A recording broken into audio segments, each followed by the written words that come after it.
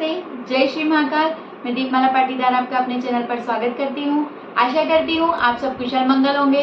मैं हर रोज आपके लिए शिव पुराण के नए नए अध्याय का पाठ लेकर आ रही हूँ। आशा करती हूँ आप सब इसका आनंद ले रहे होंगे। तो आइए, कल जहाँ हमने हमारी शिव पुराण को विराम दिया था, आज हम उसे वहीं से शुरू करेंगे। 7वां अध्याय, गुन्या की उत्पत्ति। ब्रह्मा जी बोले, श्री नारायण के शयन करने पर शिव जी की इच्छा से उनकी नाभि में से कमल की उत्पत्ति हुई, जिसकी अनंत योजन की ऊंचाई थी। पार्वती सहित शिव जी ने मुझे उत्पन्न किया। मेरे 4 मुख, लाल मस्तक पर त्रिपुंड धारण किए हुए थे। मैंने उस कमल के अतिरिक्त और कुछ भी नहीं देखा। उस समय मुझे कुछ भी ज्ञान नहीं था, जिसके मैंने न तो यह जाना कि मैं कौन हूँ और मुझे किसने उत्पन्न किया है। कुछ ही क्षण पश्चात मुझे बुद्धि प्राप्त हुई और कमल के नीचे मैं अपने कर्ता को ढूंढने लगा। तब एक एक नाल को पकड़ता हुआ 100 वर्ष तक नीचे को चला, किंतु वहां भी मैंने कमल की जड़ को न पाया। फिर मैं कमल के ऊपर जाने की इच्छा करने लगा।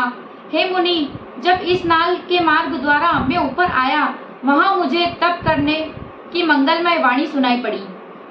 इस मोहनाशक आकाशवाणी को सुनकर मैं अपने पिता के दर्शन की इच्छा से फिर तप करने लगा और 12 वर्ष तक कठिन तप किया। 4 भुजाधारी सुंदर नेत्र वाले भगवान विष्णु प्रकट हुए।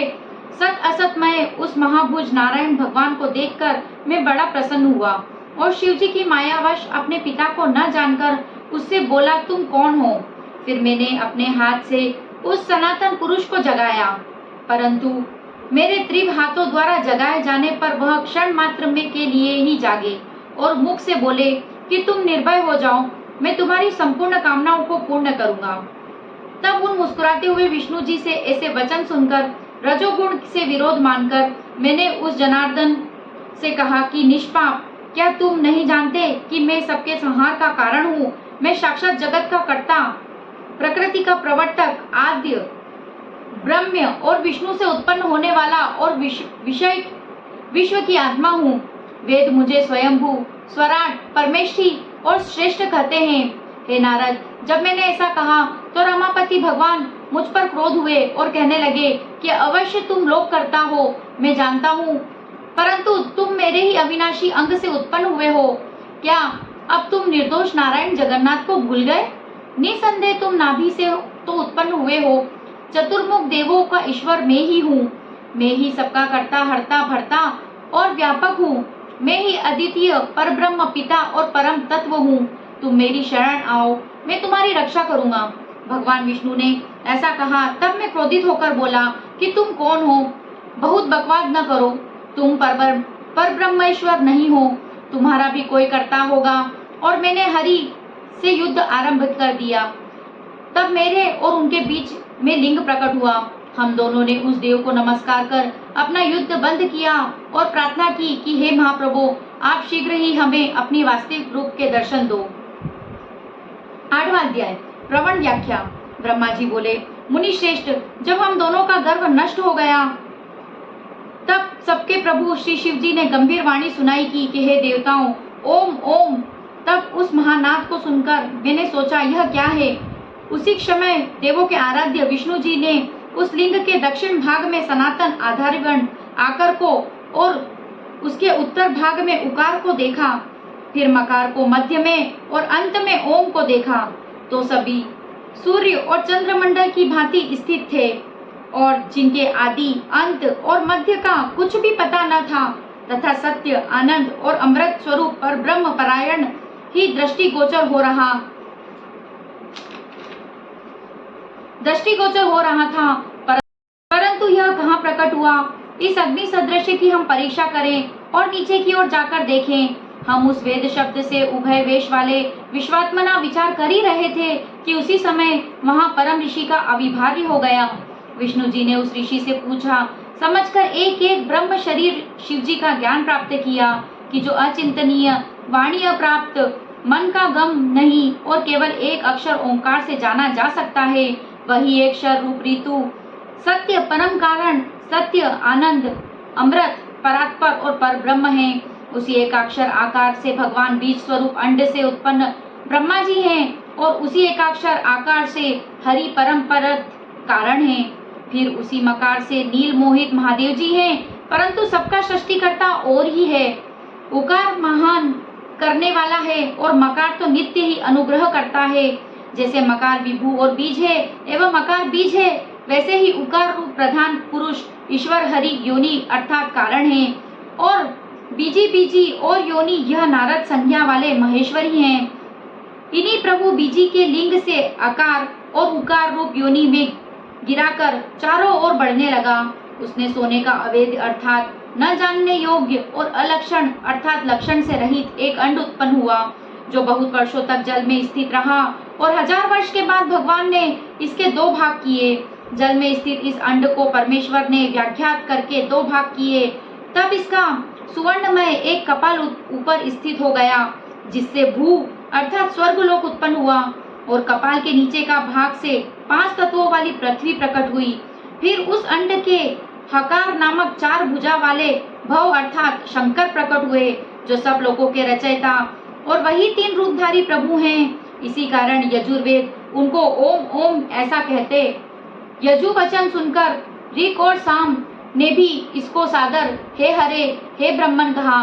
तब ऐसे इन देवेश को यथा योग्य जानकर सबने उत्पन्न हुए मंत्रों द्वारा महादेव जी की स्तुति करना प्रारंभ किया, और उसी समय से विश्व के पालक भगवान विष्णु मेरे साथ ही एक सुंदर स्वरूप को देखने लगे, जिसके 5 मुख 10 भुजा एवं कपूर के समान गौर वर्ण, परम कांतिमान, अनेक आभूषणों से भूषित, महान उदार, महावीर्यवान और महापुरुषों के लक्षणों से युक्त थे, और जिन्हें देखकर हरि कृतार्थ हो गए।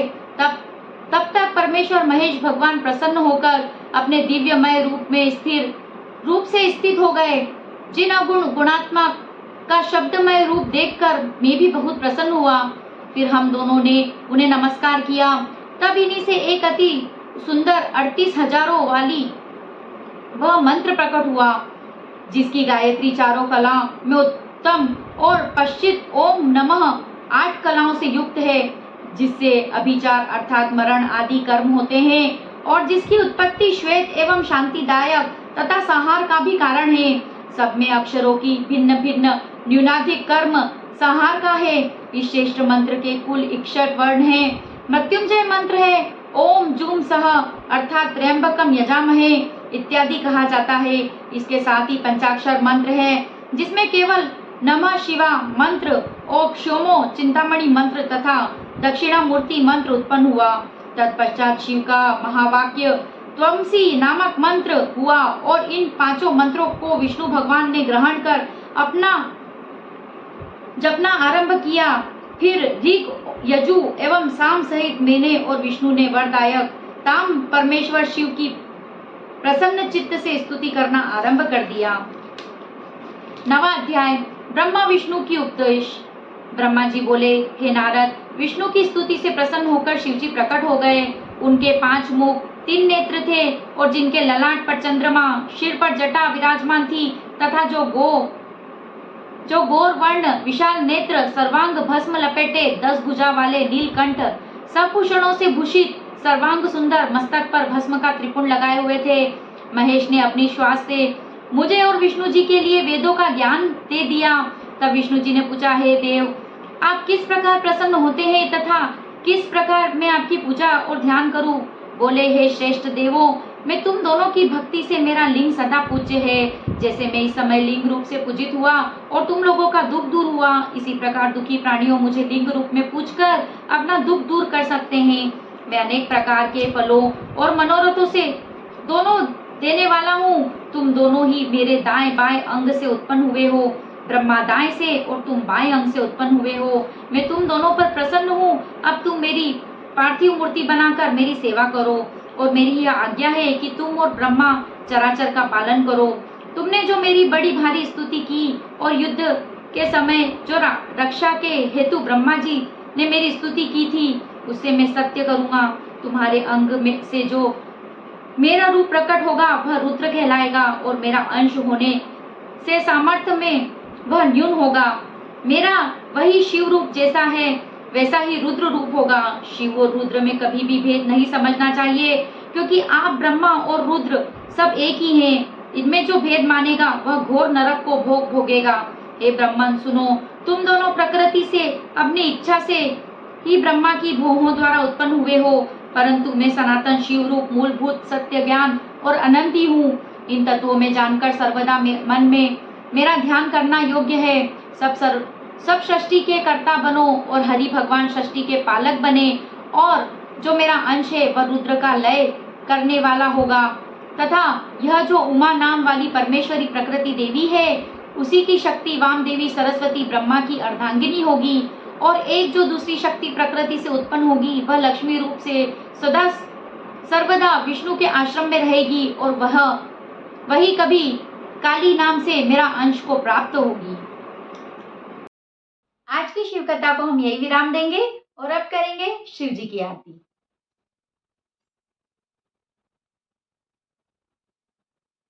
ओम जय शिव ओमकारा, प्रभु हर शिव ओमकारा, ब्रह्मा विष्णु सदा शिव, ब्रह्मा विष्णु सदा शिव, अर्धांगी धारा।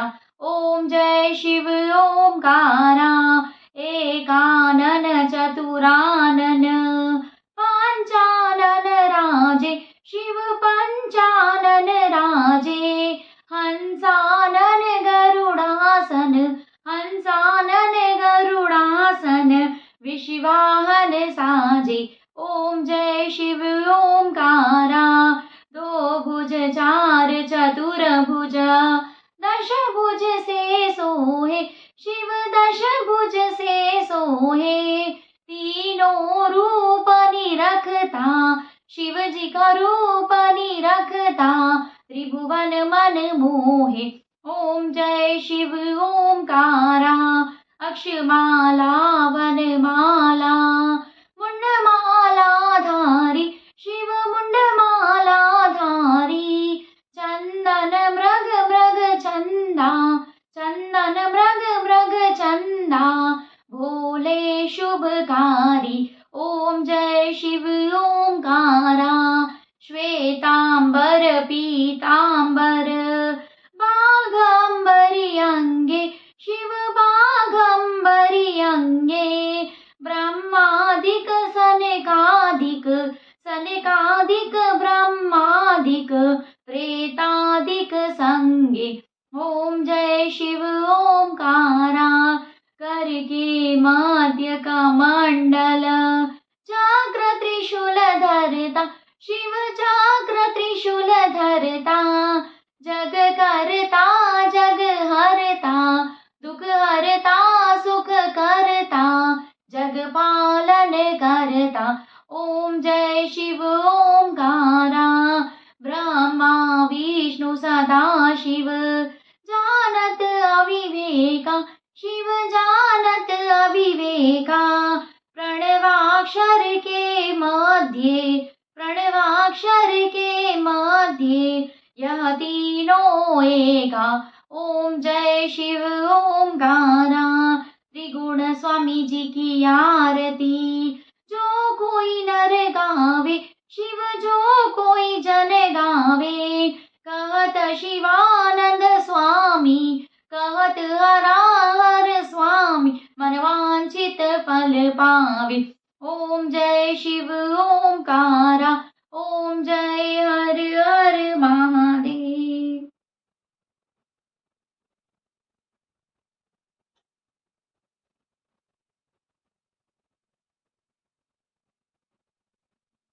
अगर आपको मेरे वीडियो पसंद आए हो तो इसे लाइक करें, ज़्यादा से ज़्यादा शेयर करें, और अगर आप मेरे चैनल पे नए हो तो इसे सब्सक्राइब ज़रूर करें।